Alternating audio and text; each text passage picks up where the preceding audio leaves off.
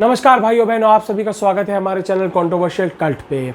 आज हम सब फिर से प्रस्तुत है आपके सामने एक नई विषय को लेकर के।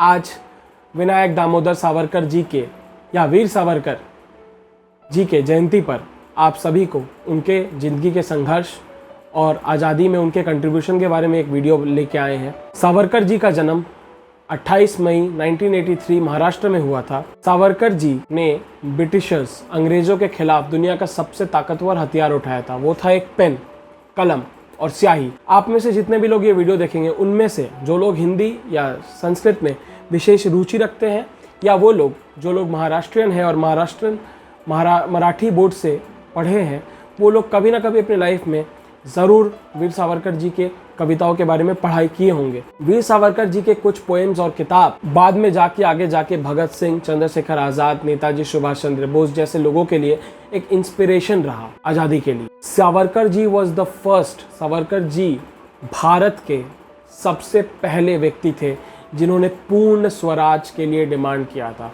Full independence. कांग्रेस ऑर्गेनाइजेशन शुरुआत में कभी भी पूर्ण स्वराज के लिए उनका विजन नहीं था। The first person in India, पहला व्यक्ति जो भारत में पूर्ण स्वराज का डिमांड लाए वो थे सावरकर जी। सावरकर जी ने रिवोल्ट ऑफ 1857 को जिस तरह से बताया और उसको सबके सामने रखने की कोशिश की, उसके बाद अंग्रेज़ों ने 25 साल का दो लाइफ इम्प्रिजनमेंट उनको सुना दिया। एक लाइफ इम्प्रिजनमेंट 25 साल का होता है, उनको बैक टू बैक 2 लाइफ इम्प्रिजनमेंट्स 50 साल का आजीवन कारावास बता दिया और उन्हें काला पानी के जेल में, आज के अंडमान और निकोबार आइलैंड्स में स्थित काला पानी के जेल में भेज दिया गया। वहाँ पेन और पेपर तो दूर, उन्हें जो खाना दिया जाता था वो भी 15, 20, 25 महीना दिन का सड़ा हुआ खाना, जिसमें कॉकरोच और तिलचट्टे, छिपकली ये सब उस खाने में रहा करते थे। उनके कारण वहाँ के प्रिजनर्स को वर्नरेबल फूड पॉइजन्स हुआ करते थे। वहाँ ऐसे डिवाइस रखे थे अंग्रेज़ों ने लोगों को पनिश करने के लिए कि जिसमें ऐसा एंगल पे आपको खड़ा कर दिया जाएगा, हफ्तों दर हफ्तों आपको बस खड़ा रहना पड़ेगा, आपको रेस्ट ही नहीं मिल सकता आपको। वहाँ पे एक ऐसा मशीन था जिसके थ्रू अंग्रेज ऑयल एक्सट्रैक्ट करते थे। अमूमन वैसे मशीन्स को या तो बैल चलाता है, या तो अगर बहुत बड़ा डिवाइस है, बड़ा वाला, उसी का बड़ा फॉर्म, तो हाथी भी चलाते हैं। बट यहाँ कैदियों से उसे चलाया जाता था और बिना एक बूंद पानी, बिना एक दाना राशन के पूरा दिन कैदी को ये काम करना होता था। अगर उसमें ये असफल हुआ तो हंटर से पीठ पर कितने कौड़े पड़ेंगे उसका कोई गिनती नहीं। सावरकर जी को पहला जो सज़ा मिला काला पानी में घुसते ही वो ये था कि 6 महीने के लिए उनका राइट, दायां, लेफ्ट, बायां, पीछे, बैक, इन तीनों साइड्स के पोजीशन को, व्यू को ब्लॉक कर दिया गया। उनका ऐसा जगह बैठा दिया जहाँ सिर्फ एक ही व्यू था, दैट वाज फ्रंट। और उन्हें 6 महीने लगातार रोज़ पता है क्या देखने को मिलता था? वहाँ 2 फांसी के फंदे लटके हुए होते थे और उन्हें रोज़ किसी एक कैदी को फांसी के तख्ते पे लटकते हुए और धीरे धीरे इस दुनिया को सांस ना लेने के कारण छोड़ते हुए उन्होंने रोज़ देखा। रोज़ उन्होंने एक कैदी को मरते हुए देखा। आप सोचिए, अंदाज़ा लगाइए मेंटल लेवल पे कितना डिस्टर्ब करने वाला ये सीन होगा। और अगर आपको 24 घंटे 365 दिन और आधा पूरा 6 महीना होगा और किसी को ये देखने को मिले तो क्या होगा? कैसे वो आदमी रिएक्ट करेगा? मेंटल लेवल पे क्या हो जाएगा? फिर भी उन्होंने कभी हार नहीं माना। बट उनका एक सिचुएशन ऐसा आया, आपको एक सिचुएशन देता हूँ, ठीक है? आप लोग मान लो 3 भाई हो, बड़ा, मझला, छोटा। 10 साल तक सावरकर जी और उनका छोटा भाई सेम जेल में था और 10 साल तक सावरकर जी और उनके भाई को ये पता ही नहीं चला कि मेरा भाई इसी जेल में है।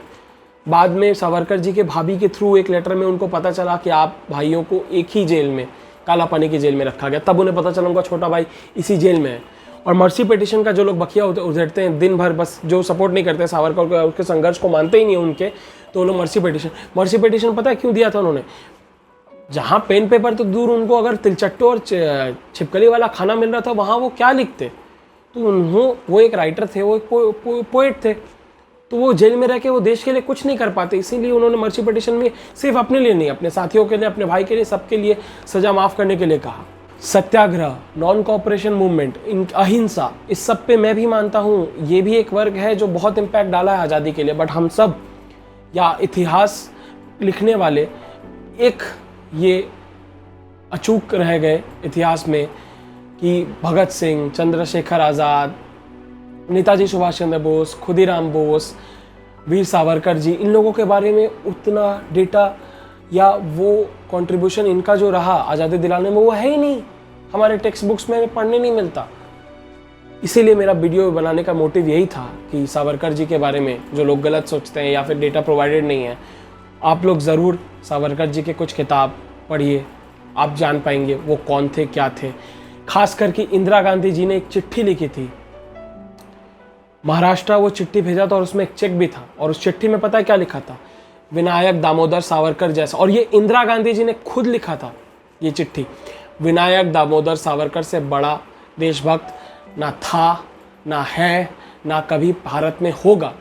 और एक चेक में जो अमाउंट एग्जैक्टली मुझे नहीं पता, बट एक अमाउंट था दैट वाज सैंक्शनड कि महाराष्ट्र में एक पर्टिकुलर जगह पे उन्होंने वो पैसे भेजे थे सावरकर जी के लिए एक स्टैचू बनाने के लिए। मैं ये वीडियो बनाकर या आप ये वीडियो सुन के इसका 1% आइडिया भी नहीं लगा सकते हैं कि सावरकर जी ने अपने ज़िंदगी में कितने संघर्ष किए हैं। अगर आपको हमारा वीडियो और कंटेंट अच्छा लगा हो, आप हमारे चैनल को लाइक, शेयर एंड सब्सक्राइब करिए। जय हिंद, वंदे मातरम, भारत माता की जय।